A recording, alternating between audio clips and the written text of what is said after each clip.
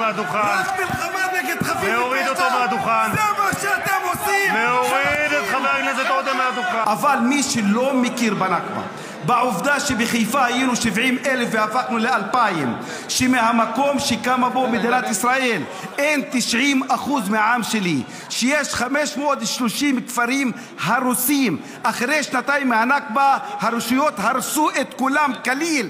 זה מכחיש היסטוריה, זה מכחיש נכבה, זה בן אדם שאין בו מוסר, זה בן אדם שאין בו מוסר ולא רוצה לבנות אזרחות נכונה.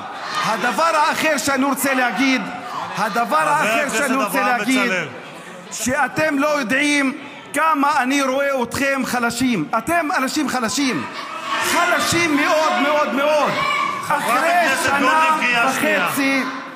אחרי שנה וחצי על מלחמה שהרגתם בה 19,000 ילדים, 53,000 תושבים, הרסתם את כל האוניברסיטאות, את כל בתי החולים, ואתם, אין ניצחון פוליטי.